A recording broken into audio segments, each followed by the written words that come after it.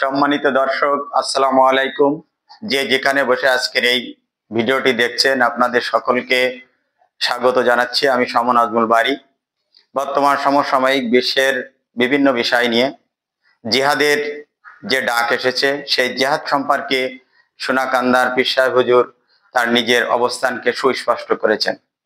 চলুন আজকের এই ভিডিওতে দেখে আসি সোনাকান্দাকে পীর সাহেব হুজুর কি বলেছেন।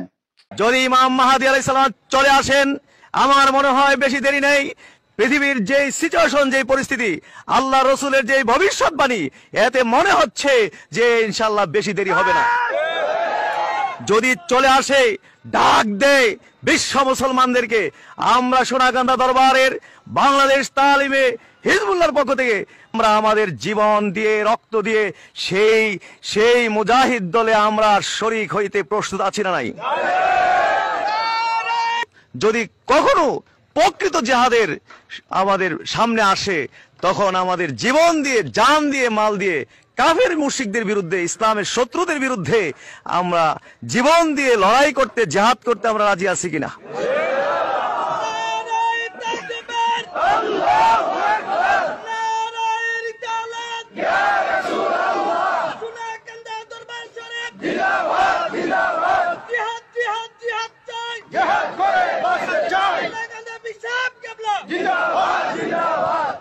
জিহাদের জন্য আমাদের সর্বদা প্রস্তুত থাকতে হবে।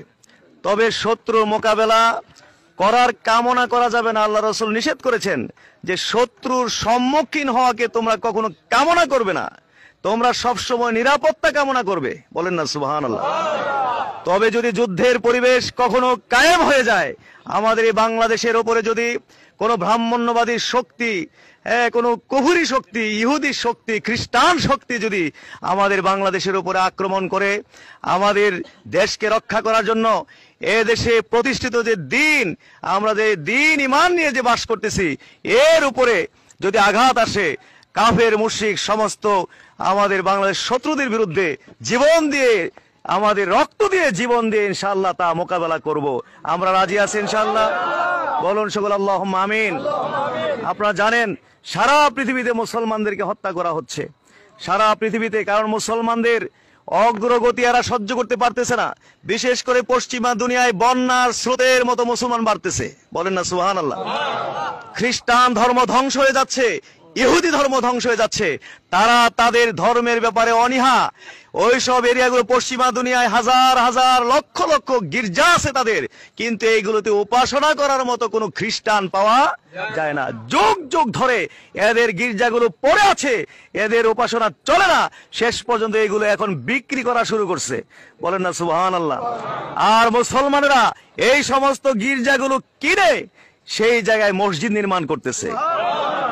এইভাবে বন্যার স্রোতের মতো সারা পৃথিবীতে মুসলমান বাড়তেছে। এতে কট্টর জঙ্গিবাদী, সন্ত্রাসবাদী খ্রিস্টানেরা, ইহুদিরা মুসলমানদের প্রতি শান্বিত হয়ে, মুসলমানদের প্রতি আপনার কি বলে এটাকে, হিংসাত্মক হয়ে এই মুসলমানদেরকে নিধন করার জন্য এই কর্মসূচি হাতে নিয়েছে। আমরা দেখছি যে আমাদের ফিলিস্তিনে ইতিমধ্যে সরকারি হিসাবে 42,000-এর উপরে আমাদের মুসলমান ভাই বোনদেরকে, এমনকি শিশু সহ সেইখানে নির্বিচারে হত্যা করা হচ্ছে। মুসলমানরা যদি এদের ক্ষেপণাস্ত্রের আঘাতে একটা পাটকেল নিক্ষেপ করে, সারা দুনিয়ার কাফের মুশরিকরা তাদেরকে সন্ত্রাসী, জঙ্গি বলে আখ্যায়িত করে।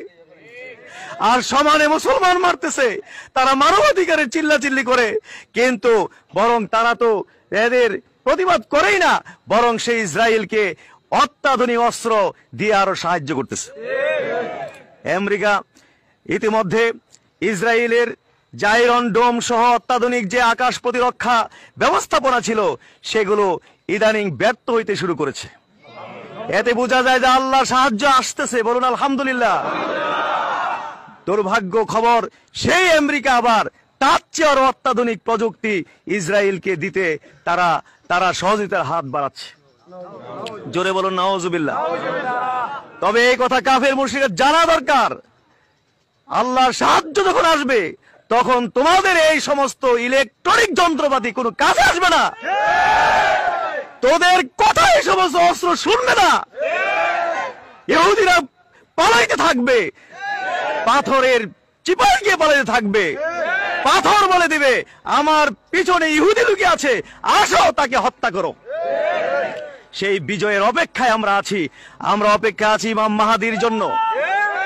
আমরা অপেক্ষা আছি ইমাম মাহাদির জন্য। যদি ইমাম মাহাদি আলাইহিস সালাম চলে আসেন, আমার মনে হয় বেশি দেরি নেই। পৃথিবীর যে সিচুয়েশন, যে পরিস্থিতি, আল্লাহ রসুলের যে ভবিষ্যৎবাণী, এতে মনে হচ্ছে যে ইনশাআল্লাহ বেশি দেরি হবে না। যদি চলে আসে, ডাক দেয় বিশ্ব মুসলমানদেরকে, আমরা সোনাকান্দা দরবারের বাংলাদেশ তালিমে হিজবুল্লাহর পক্ষ থেকে তাকবীর, আল্লাহু আকবার, নারে রিসালাত, ইয়া রাসূলুল্লাহ, বিশ্বের মুসলিম জিহাদের অনুপ্রেরণা আমরা নিয়ে গেলাম। এই অনুপ্রেরণা অন্তরে সর্বক্ষণ ধারণ করে রাখতে রাজি আছি কিনা? বলুন সকল আল্লাহুম্মা আমিন।